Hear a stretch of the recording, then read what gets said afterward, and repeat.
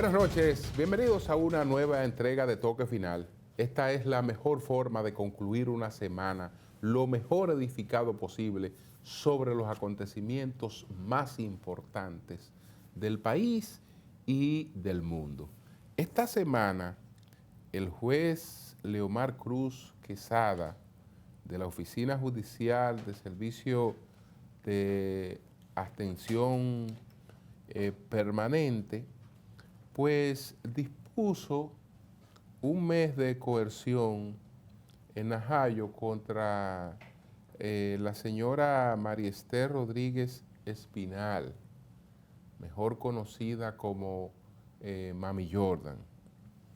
Esta dama es un personaje con muchísimos seguidores que refleja un fenómeno que se está dando y que tiene como canal de expansión, tiene como canales de expansión las llamadas redes sociales. Este fenómeno es el de la cretinización de la sociedad. Y entonces, gente que antes pudiera haber tenido un protagonismo muy segmentado al sector donde vivían, a grupos con los que se relacionaban, pues hoy se convierten en personajes y en personajes con muchísimos seguidores, porque eso refleja cuál es el nivel de educación, cuáles son los valores que se están privilegiando en una sociedad, cuál es el grado de descomposición que vamos alcanzando. Los que no conocen qué cosas se atreve a decir, qué cosas se atreven a pasar por la mente de una persona como esta, pues podrá parecerle hasta exagerado que se le haya impuesto una coerción como la que ella recibió. Pero hay que escuchar estas cosas, señores. Hay que escuchar estas cosas. Sobre todo la gente que puede decirse que vivimos en otro mundo, que vivimos al margen de ese submundo que tanta influencia está alcanzando. Vamos a ver algunas de las cosas que es capaz de decir una persona que aparentemente no anda en sus cabales o qué sé yo, si será producto de otras cosas. Adelante. Claro, porque ella vino a las 10 de la mañana cuando este negocio estaba cerrado. Todo el mundo me lo dijo, que ella vino a las 10. Y de aquí se fue para el salón a ponerse una peluca por promo. Yo estoy aquí desde las 4, tú tienes que volverte loco y frenarme. Que te voy a trompar en esa cara, que te la voy a hacer la bichestomía, te la voy a hacer gratis. La bariástica, la bichestomía. Tiene que reportar. Estamos esperando a la patrona aquí. Estamos esperando a la patrona que viene para acá. Whatever. Estamos esperando a la patrona, mi amor. A la patrona. A Peppa Pig. A Peppa Pig. Que la mandamos a morirse con tu y su hijo y no ha llegado. Esperando que a su hijo le dé un infarto a la mamá y no ha llegado. Whatever. Con tu y su hijo que se muera. O sea, que, si ella es perra, ella tiene que venir a defender a su hijo, a dar la cara por su hijo. Su hijo que parece un loco, bobolongo. El hijo de la patrona, pájaro. Un bobolongo. Whatever. Whatever, le llegaron. Aquí le estamos esperando a la mamá del bobolongo. Dorada, la de la patrona, es hija de perra, debe de morirse con tú y su hijo. Agarí se levantó a las 7 de la mañana, vino a las 10 de la mañana, se paró aquí, hizo un video. Bueno, señores, ya acabamos de ver y escuchar esta cosa tan desagradable e indignante. Y bueno, la verdad es que hay razones para preocuparse. Bueno, esta semana se conmemoró el 20 aniversario del fallecimiento del doctor Joaquín Balaguer. Eso ocurrió un día 14 de julio, hace 20 años, 14 de julio del año 2002. Y pues todavía es una personalidad que tiene vigencia en la política nuestra, que tiene una trascendencia importante como estadista, como manejador de una transición, incluso con mucho mejor imagen que la que le acompañó cuando gobernó. Porque muchos de los detractores del doctor Balaguer resulta que después les comprendieron, observaron otros gobiernos, saben que la época, que él no puede ser juzgado al margen de la época en la que le tocó gobernar. El Listín Diario pues publicó una entrevista con una de sus secretarias, Rosa Domínguez, que el que pueda pues disfrutar esta conversación que narra muchos detalles interesantes de Joaquín Balaguer y su vida, ya un hombre ciego, dependiente de la lectura, y cómo seguía en la ceguera amando la lectura, la que ya no podía ejercitar por sí mismo, pero sí escuchando a otras personas que le leían. Por otra parte, hubo un mensaje de la doctora Margarita Cedeño que ha tenido repercusiones positivas y negativas, porque hay quienes han criticado esto, pero la mayoría de las reacciones han sido positivas, que fue este tema, esta cuestión de un dembow que ella grabó con Joel López, y que desde luego resultó viral. Vamos a colocar un poco de este dembow. Adelante. Los apagones me tienen alto ya. La novela no puedo terminar. Ay, mira quién llegó. Llegó mamá. Llegó mamá. Llegó mamá. Margot, la que sabe gobernar. Margot, la que sabe gobernar. ¿Y por qué que Margarita que le toca gobernar? Dime, Joel. 30 años sirviendo a mi partido, trabajando, sumando en el camino. Y en la calle la gente caratá, que una mujer le toca gobernar. Que una mujer que le toca gobernar. Que una mujer que le toca gobernar.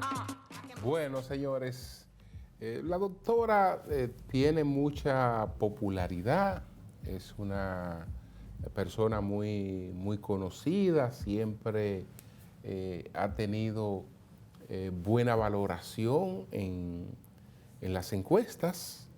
Entonces, este asunto en el Partido de Liberación Dominicana luce polarizado entre ella y Abel Martínez, que cuenta con un gran respaldo en la estructura del Partido de la Liberación Dominicana y que ha venido haciendo un trabajo muy consistente desde hace tiempo, porque fue el primero que empezó a recorrer el país con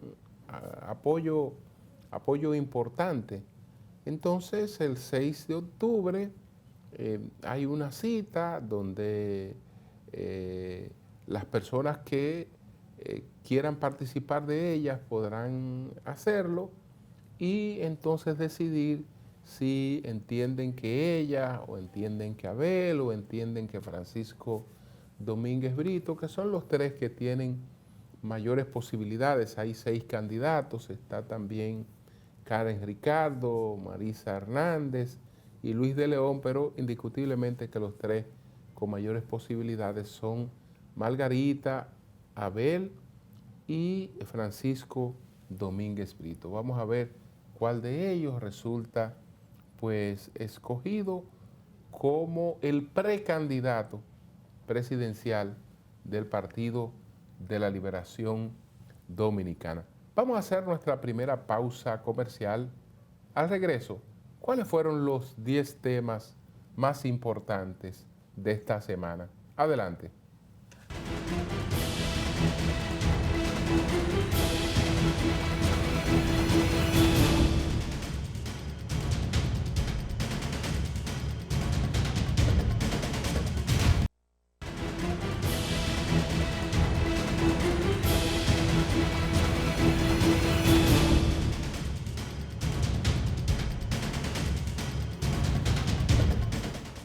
Bueno, hemos decidido dar el paso hacia los libros digitales en las escuelas dominicanas, abandonar el libro físico por los libros digitales, con el criterio de que esto va a contribuir a mejorar la educación, a ponerla a tono con tiempos en el que el dominio de la tecnología es esencial.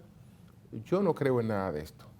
Yo creo que el libro físico todavía debió permanecer en nuestra enseñanza y que de manera paulatina pudimos ir creando cierta digitalización, pero no un paso radical de una cosa a la otra, porque que hay una mayor ventaja, que usted aquí tiene todos los libros y lo consulta. No. No es lo mismo tener su libro de ciencias naturales, tener su libro de matemáticas, tener su libro de gramática, que usted sabe que cada una de esas cosas son cosas distintas. Hoy voy a estudiar esto, mañana voy a estudiar aquello. No es lo mismo. No es lo mismo, pero ya veremos,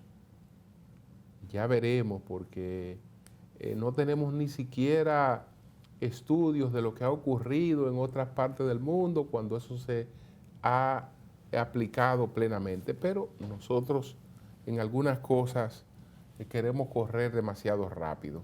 Sin embargo, se nos ha armado también una situación de tranque, porque hubo una licitación, hubo una empresa que presentó quejas sobre esa licitación, después la empresa retiró la impugnación y llegó a un acuerdo, pero aún así Compra y Contrataciones suspendió la licitación de los textos digitales y ahora ese proceso está por un tiempo en el limbo.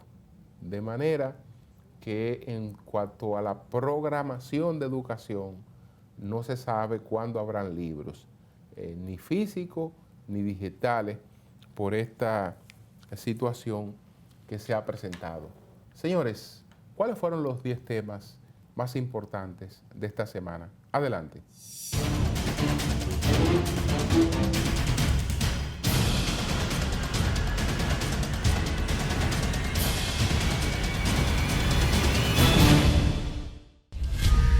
Las imputaciones presentadas por el Ministerio Público contra el ex Procurador General de la República, Jean Alain Rodríguez, y demás imputados en el caso de la Operación Medusa, ha generado gran expectativa en la población debido a que es la primera vez que un ex funcionario judicial de su talla es acusado de corrupción administrativa.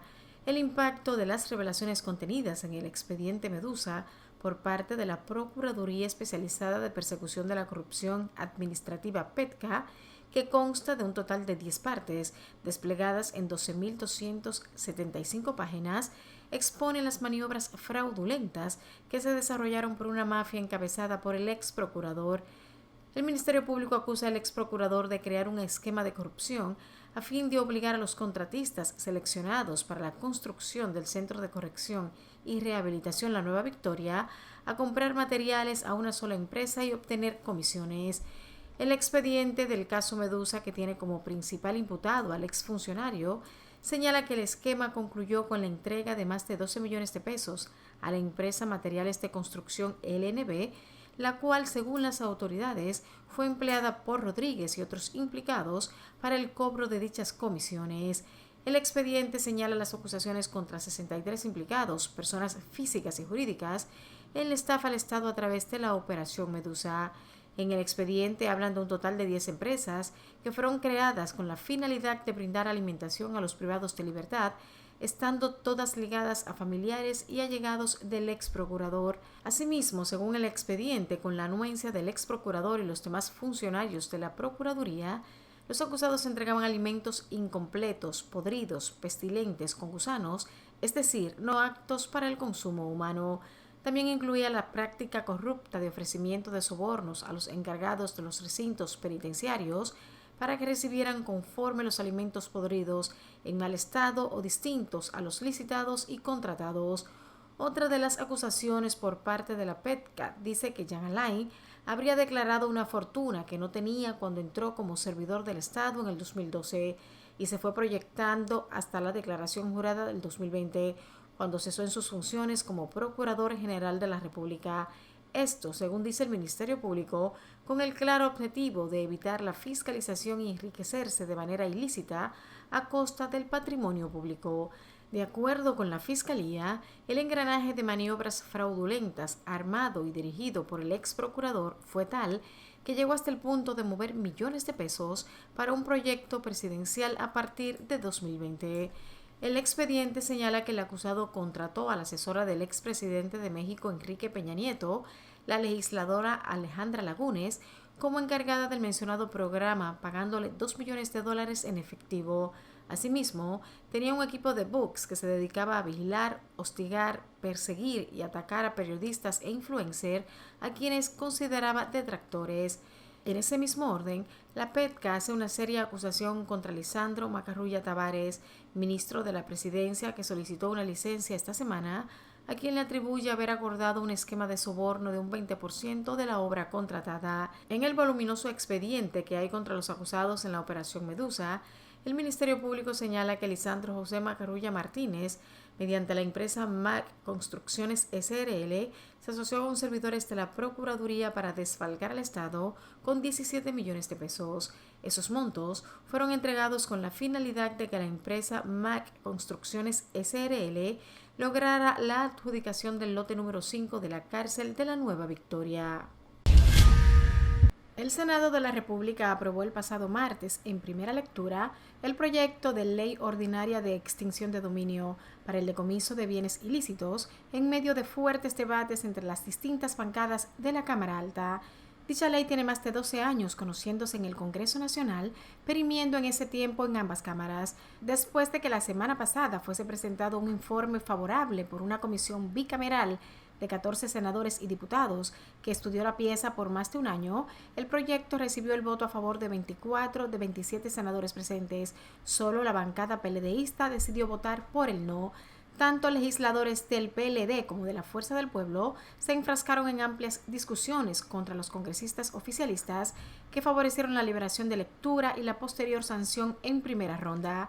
En tanto, la oposición pidió que la pieza vuelva a comisión para que sea sometida a vistas públicas y se dé a conocer mejor al pueblo dominicano. La Fuerza del Pueblo sufragó a favor con la condición de que la moción sea presentada al Tribunal Constitucional. El proyecto de ley deberá agotar aún la aprobación en segunda lectura y su completa lectura en el Senado para, de ser aprobada, entonces pasar a la Cámara de Diputados, donde por más de una década ha fracasado. La comisión dejó al Pleno del Senado la decisión de que si la ley es de carácter orgánica u ordinaria, a lo que la plenaria la nombró como ordinaria. El presidente Luis Abinader designó a Pavel Isa Contreras como ministro de Economía, Planificación y Desarrollo y nombró a Miguel Seara Hatton en el Ministerio de Medio Ambiente. El presidente dio a conocer las designaciones en su cuenta de Twitter y los exhortó a trabajar. Mediante el decreto 361-22, el mandatario designó al economista Pavel Isa Contreras, quien ya laboraba en la institución como viceministro de Planificación e Inversión Pública. Isa Contreras asume la posición que desempeñaba desde el inicio de la gestión de Abinader el también economista Miguel Seara Hatton, que a su vez fue designado como nuevo ministro de Medio Ambiente, posición que ocupaba de manera interina la vicepresidenta de la República Raquel Peña, tras el asesinato de Orlando Jorge Mera el pasado 6 de junio. Asimismo, con el decreto 378-22, el presidente de la República anunció la noche del pasado lunes que Joel Santos ocupará el Ministerio de la Presidencia de manera interina, en sustitución de Lisandro Macarrulla, quien tomó una licencia del cargo. Actualmente Santos fungía como gerente general de la AFP Reservas y asesor especial del Poder Ejecutivo en materia de turismo. En el pasado fue presidente de la Asociación Nacional de Hoteles y Restaurantes Azona-Ores y de ANGE. El gobierno dominicano, a través del Ministerio de Hacienda, informó que destinó 34.863.3 millones en subsidios durante el primer semestre de 2022 para evitar que la población sufra los efectos del alza de precios de las materias primas en los mercados internacionales, para impedir el alza de los combustibles, cuyo costo incide en el precio de los alimentos, el transporte y otros bienes y servicios. El Estado gastó 25.635.6 millones entre enero y junio pasado, equivalente al 73.5% del total de subsidios. De igual forma, el gobierno transfirió 4.798.6 millones al sector eléctrico, cifra que representó el 13.7% del monto global gastado en subsidios en el citado periodo. En tanto, al sector transporte se otorgaron 466.1 millones de enero a junio de 2022. Para garantizar la seguridad alimentaria del país y la estabilidad de los precios, los recursos destinados por el gobierno a la producción o comercialización de alimentos sumaron 2.678.8 millones en el referido lapso de tiempo. De igual forma, como mecanismo de protección a las familias más pobres, para los nuevos afiliados a Supérate y Bonogas, sumado a un incremento en el monto del subsidio de esta última ayuda, se realizaron transferencias por 1.284.2 millones en el primer semestre. Cabe destacar que el Fondo Monetario Internacional FMI, en su reciente informe donde presenta las conclusiones de la consulta del artículo 4 de 2022 con la República Dominicana, valoró como positivas las medidas tomadas por el gobierno para proteger a la población con menos recursos. El Banco de Reservas informó que alcanzó los índices más altos de su historia en los principales indicadores financieros durante el primer semestre del 2022. Al cierre de junio, los activos ascendieron a 1.012.1 billones de pesos, equivalentes a 1 trillón de pesos, según la escala corta, los más altos alcanzados por primera vez por una institución financiera dominicana. En comunicado de prensa, la institución financiera detalló que sus activos se incrementaron en 206.116.9 millones de pesos al compararlos con los datos de junio de 2021. Destacaron los incrementos de activos, depósitos, cartera de crédito y utilidades, mientras que la rentabilidad del patrimonio se situó en 33.6% y el índice de eficiencia en 66.14%. Esta expansión se ha realizado en el marco de su gestión de riesgos, la cual valoran como extraordinaria. El índice de morosidad se situó en 0.79%, la más baja que ha obtenido Banreservas en su historia. El comunicado destaca que el 90% de su cartera corresponde al sector privado, en tanto que la cobertura de la cartera de créditos para posibles impagos se colocó en 782.0% en junio de 2022, superior en más de 6 veces los requisitos normativos. El Directorio Ejecutivo del Fondo Monetario Internacional, FMI, aprobó recientemente la evaluación correspondiente a la emisión del artículo 4 para la República Dominicana del año 2022, al tomar en cuenta que la economía del país experimenta un robusto desempeño y no presenta desequilibrios importantes ni problemas de sostenibilidad. Es importante destacar que en esta ocasión el directorio del FMI aprobó el reporte de evaluación sin la necesidad de realizar una reunión ordinaria. En el referido informe publicado el 8 de julio de 2022, el FMI destaca el dinamismo de la economía dominicana y su notable capacidad de resiliencia, logrando una sólida recuperación al expandirse 12.3% en el año 2021 y aproximadamente 5% con relación al nivel previo a la pandemia.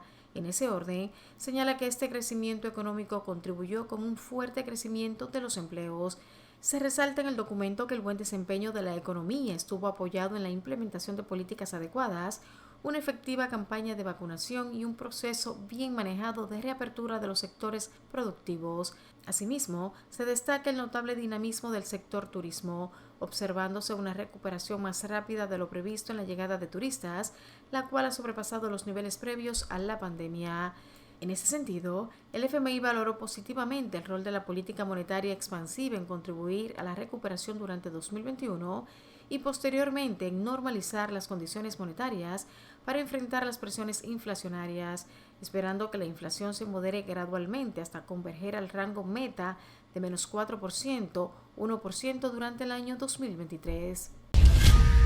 Con el compromiso de trabajar en favor del bienestar de los dominicanos y de seguir desarrollando la organización, el comunicador Roberto Ángel Salcedo anunció su entrada formal como miembro del Partido Revolucionario Moderno PRM. En un video difundido a través de las plataformas digitales, Salcedo explicó que después de durar mucho tiempo recibiendo el respaldo de la gente en las actividades privadas, como la televisión y el cine, entiende que debe devolverle en alguna medida en servicio y atención a la sociedad.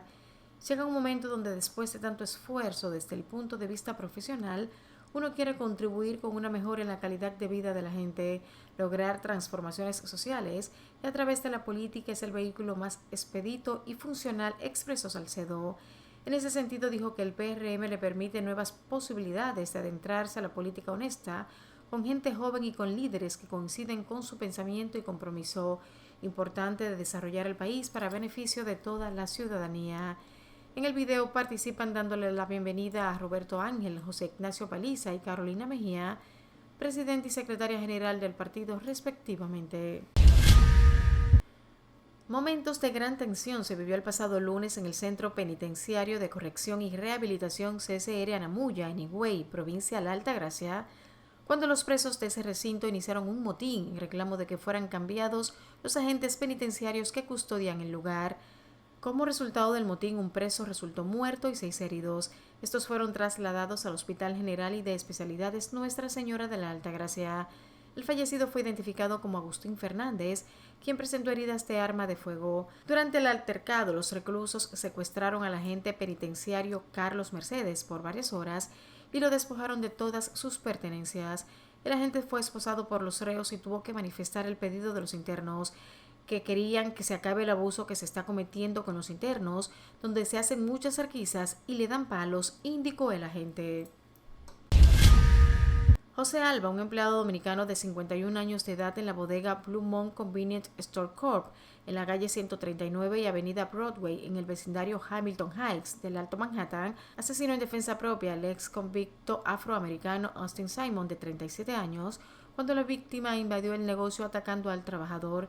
Simon fue buscado por una mujer cuya relación con él se desconoce, después que ella entró a la bodega en busca de papitas fritas, pero no tenía el dinero completo y Alba, no autorizado para fiar, le negó la mercancía.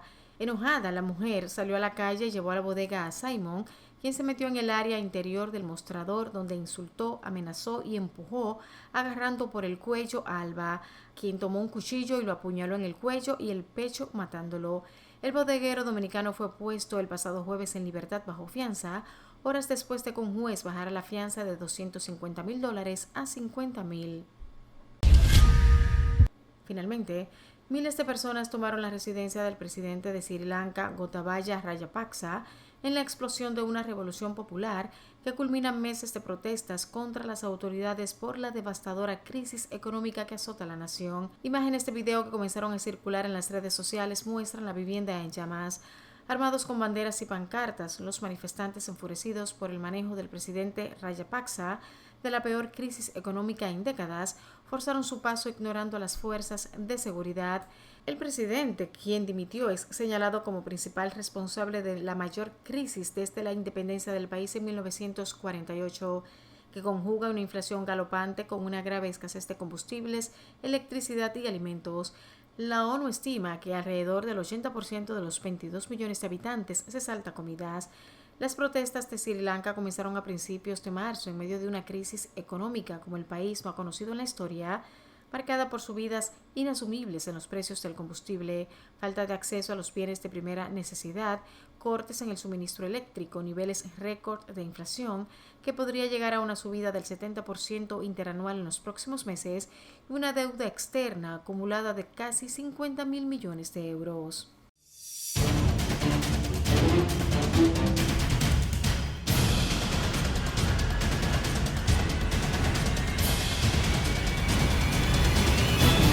Bien, vamos a una pausa, retornamos en breve.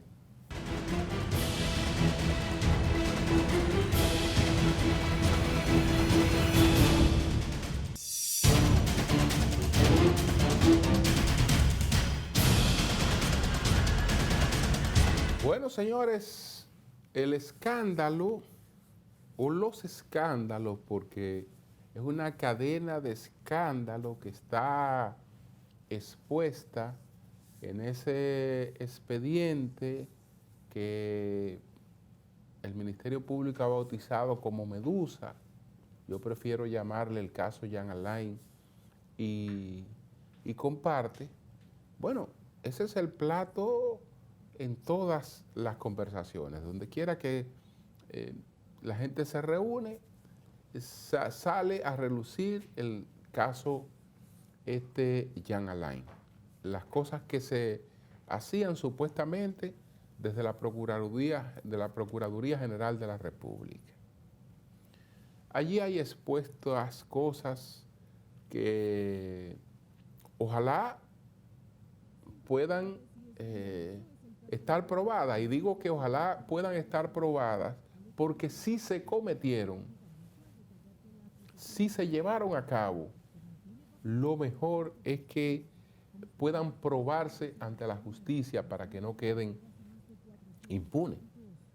Para que no queden impunes, porque ¿cómo puede quedar impune el hecho de que, además de que se usara tráfico de influencia o que se vinculara un familiar a las comidas de los reclusos, entonces además de que se hiciera la inversión para esa comida y se pagara para esa comida se suministrara, digamos, con gusano, con pésima calidad y en condiciones no apropiadas para el consumo humano? Si eso ocurrió, ojalá que esté en la prueba de eso, porque el que haya hecho eso merece cárcel. Que por otra parte hay un laboratorio de ADN para el INACIP y que supuestamente se alteraron todos los términos de las licitaciones para favorecer. Si eso estuviera probado ahí y se hizo, pues que se sancione, como así debe ocurrir con cada una de las cosas que están expuestas. Naturalmente, una cosa es la teoría de un caso que tiene el Ministerio Público, la exposición que presenta el Ministerio Público, y otra cosa es lo que puede probar el Ministerio Público de lo que ha presentado. Entonces hay que hacer distinción entre un escándalo mediático, y este ha sido un gran escándalo mediático al extremo de que sin que se haya notificado la acusación a los imputados, pues esa acusación está siendo objeto de un banquete mediático. Lo que quiere decir que los imputados no la tienen comunicada de manera oficial. Sin embargo, está publicada por todas partes, vulnerando un principio de presunción de inocencia, atentando contra, digamos, el derecho al buen nombre de las personas y una serie de cosas que son realmente abusivas, pero una cosa es eso y otra cosa es lo de un expediente. Ahí hay cosas que desde lejos también lucen fantasiosas. Y también está el resentimiento. Hay gente que quiere aprovechar cualquier oportunidad para ver si nos llevamos de encuentro, digamos, al sector empresarial más importante del país, a los sectores empresariales más importantes del país. No hay una estabilidad democrática sin sectores empresariales fuertes y comprometidos con el desarrollo de un país. Donde eso no existe, lo que existe es inestabilidad y miseria. Entonces, por posibles actuaciones individuales, y la responsabilidad penal lo es, de alguna persona que se haya vinculado a acciones como la que se están denunciando, eso no faculta, no debe ser usado como pretexto para atacar a familias y para atacar a grupos empresariales y atacarlos de manera graciosa. Como se ha estado haciendo. Que aquí la justicia haga su papel. Desde luego, este es un caso que va para largo, serán varios años porque es una locura un expediente de 12,000 páginas. Yo no sé a quién se le ocurre eso. Eso es para no acabar nunca. 12,000 páginas, 41 acusados más 20 empresas. Imagínese usted cualquier juicio donde tengan que hablar los abogados de 63 imputados, que hay que darle el tiempo debido para defender a sus acusados de las imputaciones precisas. Eso es totalmente caótico, pero parece que esa era la mejor manera de demostrar que ahí habían situaciones graves que ameritaban que pues se le impusiera una pena anticipada de 18 meses de prisión al exprocurador Jean Alain y que después se ampliara esa condena anticipada. Todo esto es para establecer que lo que se ha hecho hasta ahora no es desproporcionado. El caso, desde luego, también ha afectado al gobierno, porque un ministro de lo que está mencionado allí, Lisandro Macarrulla, presentó su renuncia porque su hijo fue incluido en este expediente y del señor Macarrulla también se hace mención en ese expediente, que ya veremos lo que pasa con él, si va a tener la misma magnitud el escándalo mediático que el expediente judicial. Vamos a una pausa. Retornamos en breve. Entonces vamos a presentar las 3 preguntas, porque tenemos un tema fuerte de la economía, que son los subsidios, que según el gobierno hemos pagado los primeros 6 meses de este año más de 35,000 millones de pesos en subsidios. ¿De dónde estamos sacando los recursos para cubrir esos subsidios? ¿Qué significa eso en endeudamiento para la República Dominicana? Entonces, las 3 preguntas, nuestro equipo se las formuló al economista Antonio Cruz Siriaco y la presentaremos después de la pausa. Adelante.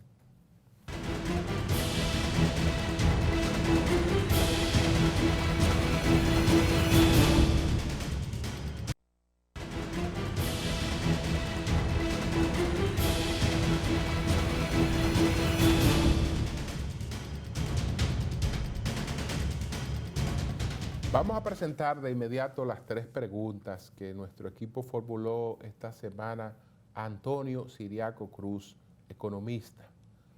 ¿Qué vamos a hacer con este tema de los subsidios que solamente en medio año van por 35,000? Si fuera así, más de 70,000 millones durante el año. ¿Y esos recursos, de dónde salen? Adelante.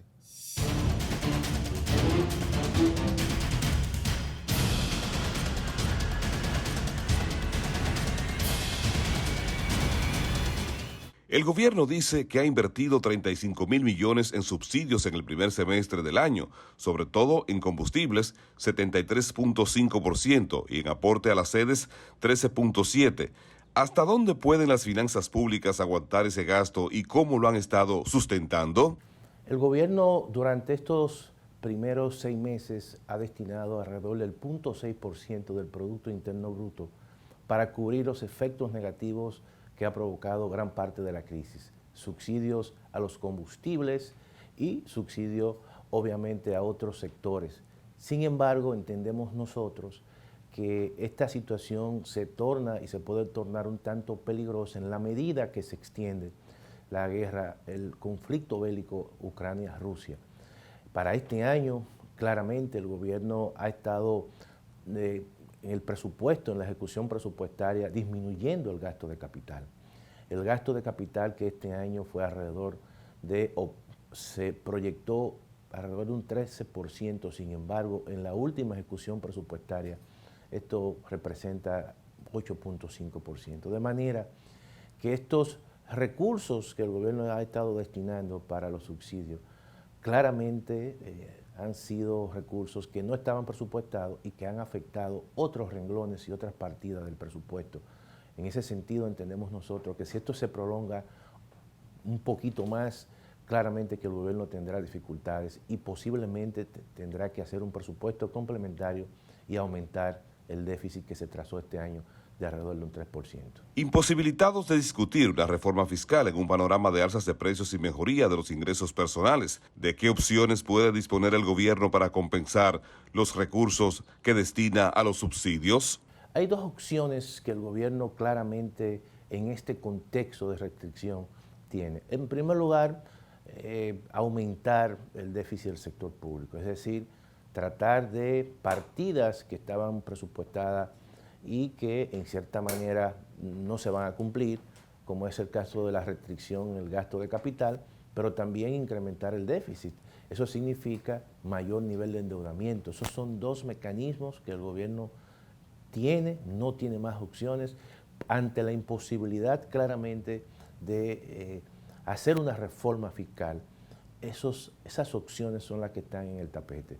Posiblemente la deuda pública, si esta situación se prolonga, si el gobierno tiene la necesidad de seguir extendiendo e incrementando los subsidios en el tiempo, no tiene más opciones que el endeudamiento público o restringir el gasto de capital. Y eso significa claramente que disminuye la capacidad productiva y el gobierno tiene menos posibilidades de hacer políticas públicas de inducir y expandir la economía. ¿Qué piensa usted del pronóstico de crecimiento de 5% formulado por el FMI en su última revisión?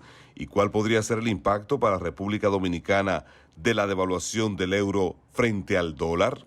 En primer lugar, la mayoría de las instituciones multilaterales han proyectado para este año un crecimiento alrededor del 5%, que es el crecimiento potencial de la República Dominicana. En la medida que el Banco Central sobreactúe y siga incrementando su tasa de política monetaria, eso puede tener repercusiones en el crecimiento económico y quizás un pronóstico de un 5% podría estar un tanto más abajo del 5%.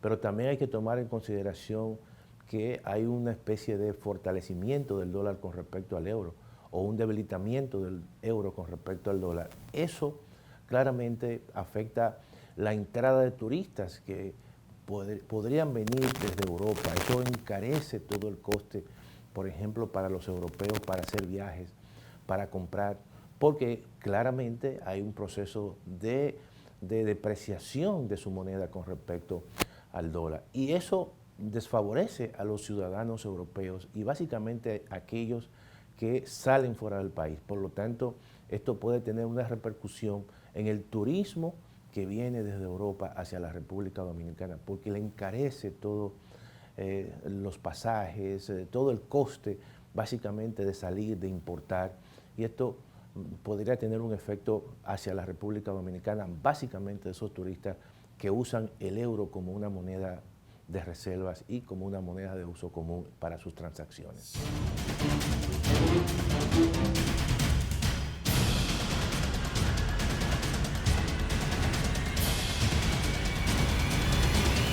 Bien, señores, a una pausa, retornamos en breve con la parte final de Toque Final.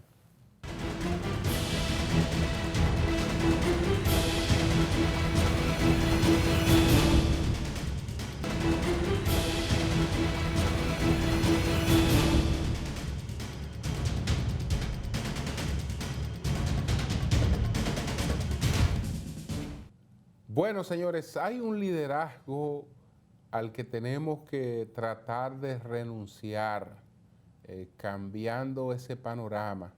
Me refiero al liderazgo mundial que tiene la República Dominicana en muerte por accidentes de tránsito. Señores, según la ONU, en la República Dominicana se mueren 64.6 personas por cada 100.000 habitantes y ocupa la primera posición en este aspecto. El informe que fue presentado pues por CNN dice que el 87% de los fallecidos son hombres contra 13% mujeres. El mismo estudio establece que 60% de los fallecidos son personas jóvenes entre 15 y 34 años. Al hacerse eco de esta problemática, pues se destaca que los siniestros o la siniestralidad vial coloca al país caribeño muy por encima de la media mundial en estos eventos catastróficos. Entonces, señores, es cuestión de prevención, de aplicar la ley, de la prudencia, de controlar el problema de las bebidas alcohólicas mientras se conduce o de otras sustancias. Pero eso empieza por la aplicación rigurosa de la ley. Hasta que no hagamos eso, seguiremos expuestos todos a el peligro que representa el tránsito en nuestro país. Buenas noches.